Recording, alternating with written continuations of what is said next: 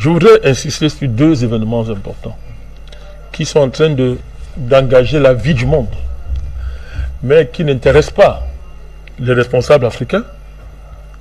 Ils vous diront qu'ils agissent en coulisses, mais ce ne sont pas des choses où on agit en coulisses. Il y a premièrement, les États-Unis sont en train de faire voter une loi qui vise à interdire, à sanctionner tout pays africain qui va collaborer avec la Russie. Le Congrès américain d'ailleurs qui l'a voté. Congrès américain qui l'a voté. Cette loi a été présentée par un noir, il n'y a pas de hasard, par un noir. C'est un des événements majeurs des relations internationales depuis ces 30 dernières années. C'est un tournant majeur dans les relations internationales. La criminocratie américaine, on connaît. Que l'État américain soit criminel, nous le savons. Qu'il soit dirigé par des voyous, des criminels, nous le savons. Que les parlementaires occidentaux, américains, toutes tendances confondues, soient des salauds, des racistes, des terroristes, nous le connaissons. Mais pendant longtemps, cette nature de l'État américain a été volontairement masquée par leurs partisans africains, qui se font appeler démocrates, la société civile corrompue d'Afrique, qui est nourrie par les dollars américains, des différents programmes du NDI, tous ces bêtises-là, qui dépendent tous de la CIA, ou du voyou qu'on appelle le Monsieur George Soros.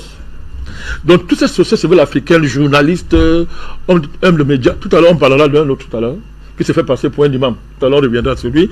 Donc, toutes ces sociétés civiles-là, n'est-ce pas, ont joué le jeu d'entretenir le mythe de l'Amérique, n'est-ce pas, temple de la démocratie, nation messie, le messianisme américain, nation messie, envoyée par Dieu pour sauver l'humanité. Donc, tous les crimes de l'Amérique ont toujours été masqués et présentés comme des nécessités fâcheuses pour justement la préservation de la démocratie et des droits de l'homme. C'est comme ça que les turifères corrompus qu'ils nourrissent par les différents réseaux de dollars, n'est-ce pas, qui sont journalistes, qui ont des médias chez nous, qui animent des faux ONG et tout, ont toujours voulu présenter ça. Alors, il était très difficile, jusqu'à présent, de faire passer l'Amérique pour ce qu'elle est. L'ennemi en chef du continent africain. Il était difficile pour nous, les panafricanistes, de faire admettre ça. Alors, nous avons été intelligents. Nous avons mené le combat, d'abord contre leur représentant, qui est la France, en première ligne qui est la France. Mais nous, on savait que plus on va gratter la France, plus le patron va sortir. Eh bien, il est sorti. Monsieur Dom, vous pouvez m'expliquer ce que ça veut dire ça? Qu'est-ce qui donne le droit? Sur la base de quoi? Un État comme l'État américain, un État voyou par excellence, dirigé par des voyous, peut s'arroger le droit de voter une loi pour dire que les États-Unis vont désormais sanctionner les pays africains qui vont collaborer avec la Russie. Parce qu'ils disent que la Russie entretient des activités dites malveillantes sur le continent africain. Donc, voilà, je ne commente pas leurs arguments. Faites votre travail. Je n'ai pas le temps à perdre. Vous pouvez le faire. Ok. Mais alors nous parlons, même en pleine guerre dite de l'Ukraine, les États-Unis ont des relations diplomatiques avec la Russie. Ils n'ont pas rompu leurs relations. À l'heure actuelle, l'un des plus grands importateurs de pétrole russe, ce sont les États-Unis. Vous me suivez? Mais pourquoi ils font ça? Pourquoi ils peuvent oser faire ça? Parce qu'il n'y a personne en Afrique. Parce que pour eux, personne ne va parler. Vous savez pourquoi? Aucun président ne va parler. Vous n'avez vu qu'un président parler. Il y a Macky Sall là, celui qui dit qu'il est président de l'Union africaine. Il parle de tout sauf ça. Ils sont réunis là, en Malabo. Ils vont faire tout le tintamarre. Ils vont éviter le sujet. Pourquoi? La plupart de leurs agents sont aux États-Unis. Leurs enfants, leur avenir sont aux États-Unis. Tous ne rêvent qu'un jour d'aller aux États-Unis. Même quand on les chasse, ils supplient. Je parle de nos présidents. Hein? Je ne suis pas encore arrivé. Chef d'État. Même quand on les chasse, ils supplient. Vous n'avez pas vu l'autre. Il y a jamais. Il a été chassé au pouvoir en partie par les Américains. Mais un jour, il s'est bien demandé le visa pour aller aux États-Unis. Il y a jamais. Que nous l'a protégé, il l'a fatigué. Donc, pour vous dire, nos présidents, ils sont réunis à Malabo, là, avec leur costume et leur veste, ils vont tourner autour de tout, ils ne parleront pas de ça.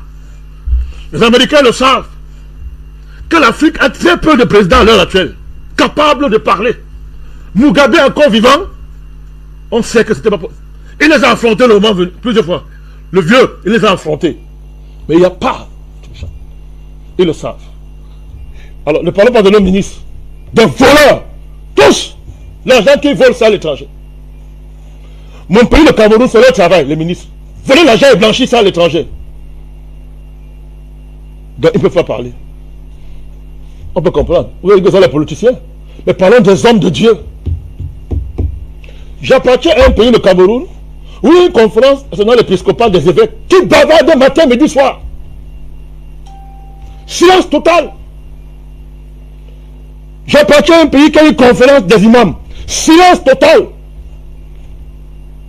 Allah et là Jésus ne voit pas ça.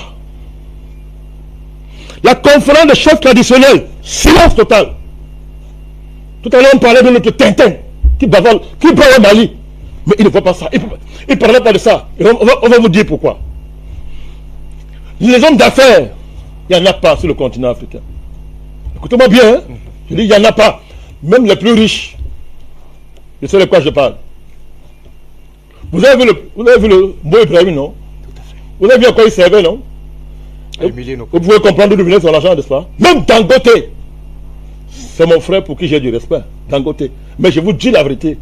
Qu'il s'agit de l'Afrique, moi j'ai pas d'amis. Hein. Je dis la vérité. Même lui ne peut pas. Parce que l'origine de leur argent, quand vous grattez très bien, ne peut pas franchir un certain niveau. Si l'Afrique avait les vrais hommes d'affaires, ce sont eux qui seraient en première ligne dans ce combat pour l'africanisme. Vous savez pourquoi? Parce qu'un homme d'affaires digne de son nom protège son terrain naturel d'expansion économique, qui est son pays et son continent. Tous ces marchés que vous attendez, passionnants, en Afrique, il n'y en a pas. Ce sont des larbins. En commençant par le GICAM là-bas chez moi au Cameroun. Quand je les entends parler, je ris. Le président du GICAM au Cameroun est allé en France demander au MEDEF de venir l'aider à construire son pays. C'est un vous vous rendez compte? Je vais vraiment appeler son nom. Il dit, des vantards. L'Amérique le sait. Que tous ne rêvent que d'avoir des dollars, des devises et de garder leurs devises à l'étranger. L'Amérique le sait, mon cher ami. Il y a un problème. Personne ne parle. C'est-à-dire que ça, c'est pire que l'esclavage. Ce que l'Amérique vient de faire, c'est même pire que l'esclavage. Autant d'esclavage, on peut dire qu'il n'y a pas de société internationale. Tout à fait. Il n'y avait pas toutes ces choses-là. Il n'y avait rien. Ouais. Vous comprenez? Ouais. Mais regardez combien d'années nous sépare aujourd'hui de l'esclavage. L'esclavage. Combien d'années nous sépare de la colonisation? Depuis combien d'années on fanfaronne sur la souveraineté nationale, les droits de l'homme? Un pays se donne le droit d'interdire à tout un continent de choisir ses partenaires. Ça fait longtemps que je dis ici qu'on est en guerre. Des diplomates, les Africains, comme s'il y en a. Des diplomates, des colonies qui ont des diplomates. On dit non, vous êtes trop dur. Ce sont les partenaires. Voilà ça alors. Vous allez faire comment maintenant? Comment vous allez faire maintenant? La guerre est déclarée. Il n'y a plus de diplomatie. On vous met au mur les sanctions. Ben, c'est pas le peuple qui va souffrir. Le peuple, lui, il est habitué. Il vit au jour le jour. Secteur informel. On sait à qui on s'adresse. Les parlementaires ne vont rien dire, Bertrand. On n'a pas de députés. Ils savent brailler pour des choses inutiles. Il n'y en a pas. Personne ne va rien dire. Parce que quand bronche, il n'ira plus à Washington. Il va prendre le visa. Vous savez que si on refuse un député africain le visa aux États-Unis, il meurt le lendemain. Il meurt. En commençant par les plus jeunes. Mais c'est ça, mon cher ami. Je ne parle pas de la Chine Bembe, hein, des universitaires. Vous voyez? Silence total. Ça, c'est l'attaque la plus grave que l'Afrique a subie après l'esclavage et la colonisation. Ça, c'est l'attaque la plus grave. Pourtant, il suffit seulement une seule réunion de l'Union africaine et le président. Qu'ils sortent de là, il faut une déclaration commune. L'Amérique se mettra à genoux. Parce qu'à l'heure actuelle, ceux qui savent lire les choses, connaissent que l'Amérique ose à boire. Elle est en déclin. Et que ça là, on appelle ça quoi? Les chasseurs africains expérimentés connaissent que quand le bois, le serpent bois, ouvre les yeux et que ses yeux sont remplis de sang, il est fini. Les vrais chasseurs, c'est comme bien souvent on le tranche la tête parce qu'il est rassasié de ce qu'il a mangé. Tout à fait. Alors il ouvre les yeux pour que l'homme qui n'a pas d'expérience, le chasseur qui n'a pas d'expérience se fuit. Or c'est là qu'il faut venir le finir. L'Amérique est comme un serpent bois rassasié de toutes les victimes qu'elle a fait sur son chemin, des nations qu'il a détruites, des morts partout. C'est un État criminel, un État bandit par excellence, qui est devenu sénile de tous ses crimes. Le derrière américain est dehors. Dehors. Mais les dirigeants vont refuser de voir ça. Pour les raisons que je viens de vous dire. Donc nous, on est en guerre. Nous les panafricanistes, on vient de nous défier. Et nous allons relever le défi, mon cher Abdou. D'accord. Les panafricanistes considèrent que l'Amérique a franchi la ligne rouge. Et que tant que les États-Unis, moi je parle à Mondovision, je m'adresse aux ambassadeurs américains sur le continent en général, et l'ambassadeur américain au Cameroun, si on peut l'appeler ambassadeur. Parce que moi je ne considère pas comme étant un ambassadeur au Cameroun. Parce qu'il est venu ici, il nous a agressés en venant ici. C'est un homosexuel qui est venu ici nous agresser pour nous imposer ces bêtises-là. Donc nous les prenons au défi en plein jour. Si les États-Unis ne tirent pas cette loi rapidement, ils verront ce qu'on appelle le panafricanisme. Ce qu'on a fait à la France, c'est rien. Nous allons montrer aux Américains qui sont un petit pays, une petite puissance, dirigée par des feignants et des vauriens. On va leur montrer ça. Je parle à Mondovision. Que les Américains retirent cette loi très vite. Qu'ils retirent cette loi, moi je les avertis à Mondovision. Qu'ils retirent cette loi très vite. Très vite. Sinon ils vont sentir. Qu'est-ce qu'il y a derrière le courant panafricaniste? Ils vont savoir ce que c'est. Ce qu'il y a derrière. Vous qui pensiez là, hein, mes nègres de maison là, je vous parle à vous. Vous qui paniquez dès qu'on dit, n'est-ce pas, les 4 vérités aux Américains. Vous qui paniquez dès que je dis il faut suspendre, il faut rompre nos relations diplomatiques avec les Américains. Vous là, les nègres de maison qui paniquez quand vous entendez quelqu'un dire du mal des États-Unis, vous serez placé devant votre conscience.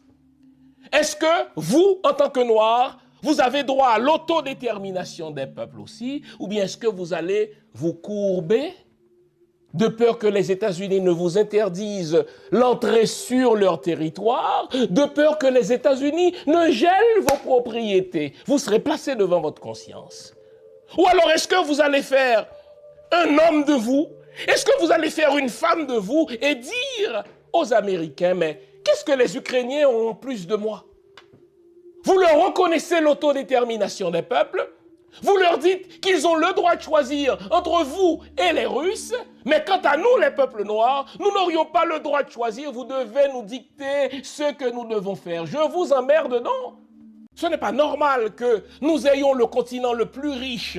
Ce n'est pas normal que nous ayons, n'est-ce pas, les plus grandes ressources, mais que ces ressources-là nous échappent et que nos populations soient les plus pauvres.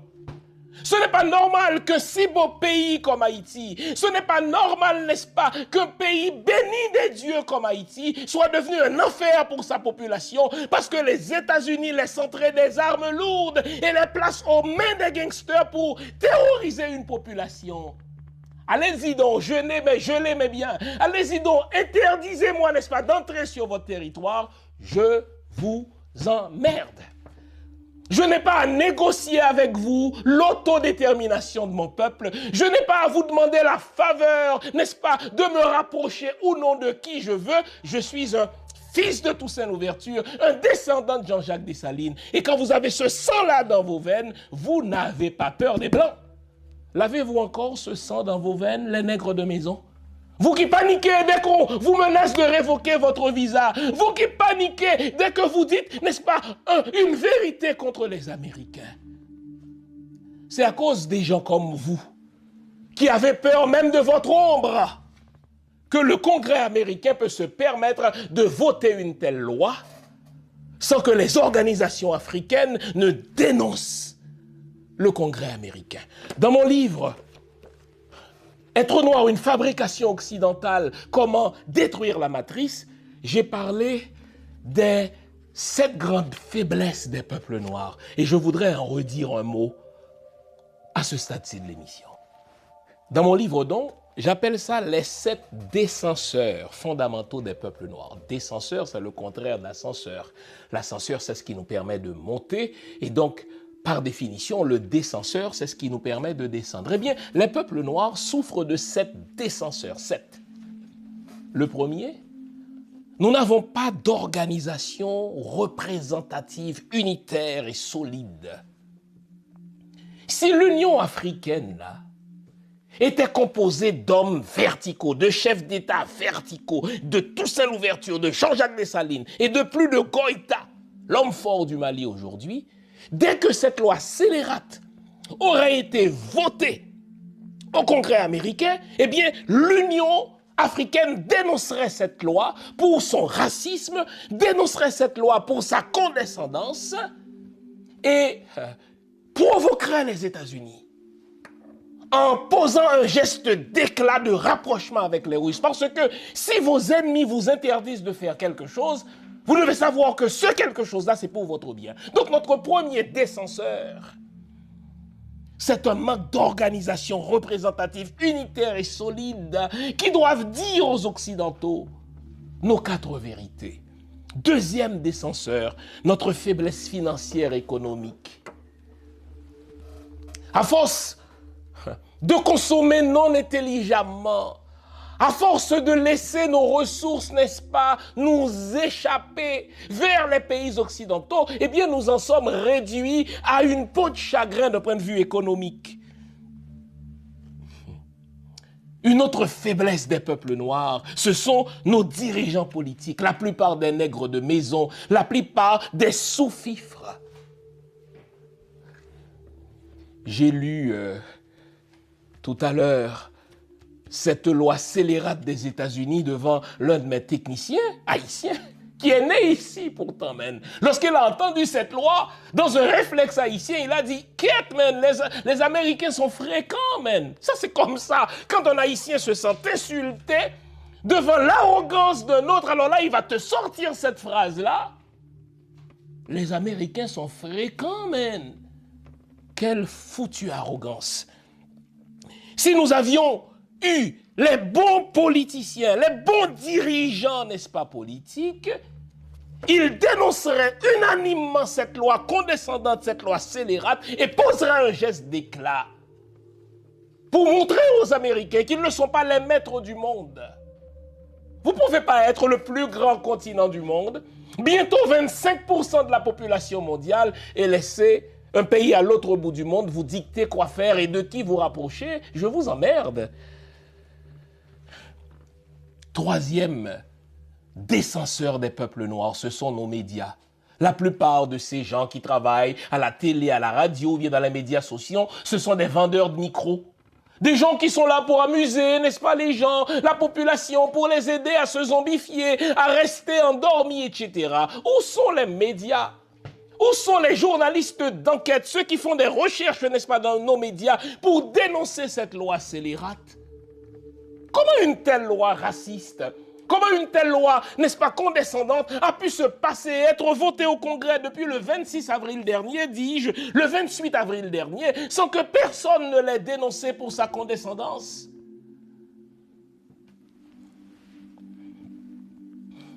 Quatrième décenseur, l'école coloniale. Oh là là. Des écoles qui nous posent le blanc comme le modèle du savoir, comme le modèle du beau, comme le modèle du bien, comme le modèle du bon. En sorte que, eh bien, Vladimir Poutine, lui, c'est lui le dictateur, c'est pas un vrai blanc, c'est un slave. Mais le bon dirigeant, c'est, n'est-ce pas, Biden et Anthony Blinken, c'est Macron. Alors que les véritables criminels, les véritables assassins, ce sont ces gens-là. L'école coloniale, n'est-ce pas, nous joue dans le cerveau, nous empêche de collaborer, nous empêche de nous aimer, nous empêche d'aimer notre pays plus que toute autre chose. Cinquième décenseur, et ça vient toujours avec la religion. Le bon Dieu des Blancs, le petit Jésus qui me dit, écoutez, esclaves, obéissez à votre maître, hein? Non pas seulement en leur présence, comme si vous leur faisiez plaisir à eux, mais il faut le faire en leur absence, parce que votre véritable maître, Jésus, le Jésus aux yeux bleus, vous récompensera. Et la religion chrétienne et la Bible chrétienne, ce sont des outils de zombification, des outils d'aliénation. 6e des censeurs, les ingérences internationales. Vous notez? Ils disent, ah oui, mais les Russes n'ont pas le droit d'intervenir en Ukraine. Mais ils osent nous dire par une loi scélérate de qui nous devons nous rapprocher. Et en parlant d'ingérence internationale, je vous montre à l'écran une lettre qu'on m'a transmise. Vous savez, nous avons de bons informateurs. Cette lettre-là vient du président de la Commission des Affaires étrangères du Congrès américain. Elle date de du 16 mars dernier. Dans cette lettre, non moins condescendante, non moins scélérate, le président de la Commission des Affaires étrangères du Congrès américain écrit au ministre des Affaires étrangères américain, n'est-ce pas, le secrétaire d'État Anthony Blinken, pour lui demander d'intervenir dans les élections au Congo, en République démocratique du Congo, car nous ne pouvons pas nous permettre de perdre notre influence là-bas. Il faut envoyer des observateurs, il faut envoyer des conseillers pour l'organisation des élections, et nous devons faire en sorte que ce soit notre homme qui soit élu. Et ils reconnaissent que celui qui est président en ce moment, n'est-ce pas, en République démocratique du Congo, n'était pas l'élu. Mais nous l'avons imposé de manière à protéger nos intérêts. Et lors des prochaines élections, nous devons nous assurer d'y mettre notre homme. Et voici comment il faut faire. Car si nous perdons notre influence en République démocratique du Congo, ce ne sera pas bon pour les États américains. Vous notez ? C'est exactement ce qu'ils ont fait en Haïti. Ils nous ont imposé Michel Martelly pour leur intérêt. Aujourd'hui, ils nous imposent Ariel Henry, lui qui est impliqué dans l'assassinat de Jovenel Moïse, pour leur intérêt. Et là, ils disent, écoutez, l'autodétermination des peuples. Ils nous empêchent, nous, en tout cas, ils nous menacent de représailles si nous nous rapprochons des Russes, mais entre-temps, cette même commission des affaires étrangères écrit à Blinken pour lui demander d'intervenir dans les élections en République démocratique du Congo. Il nous faut y placer notre homme pour la sauvegarde de nos intérêts. Il y a des mines, il y a des ressources stratégiques ici dont nous avons besoin en République démocratique du Congo. Nous ne pouvons pas nous permettre de perdre des élections là-bas, comme si c'était leur pays.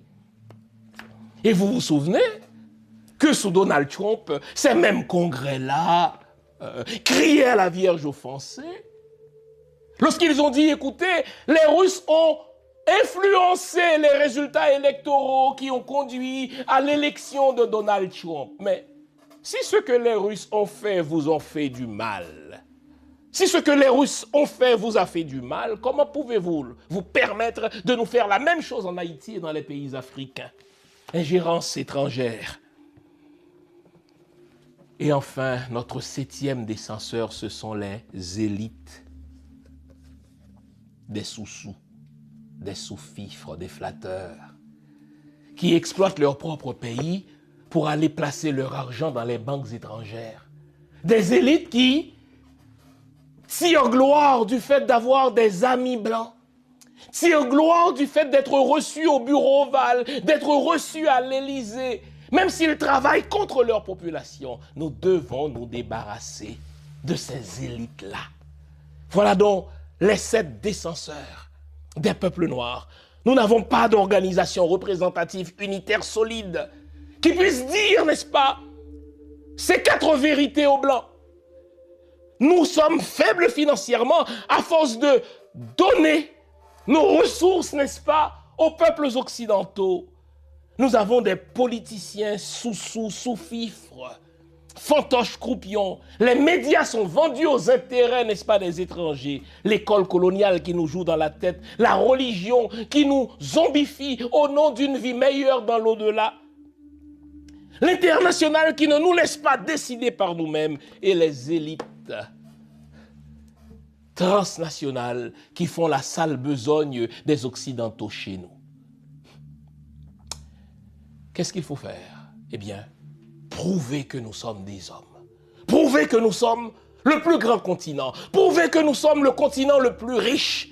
Prouver que nous avons des signes ancêtres qui rougiraient que nous nous conformions aux dictats occidentaux sans que nous ne fassions de nous de véritables hommes.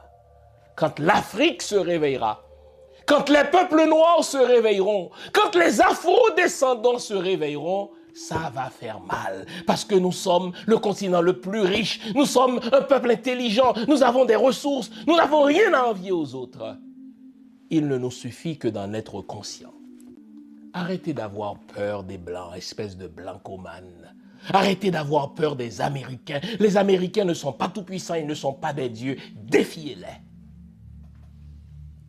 Et prouvez que l'autodétermination des peuples vous revient à vous aussi.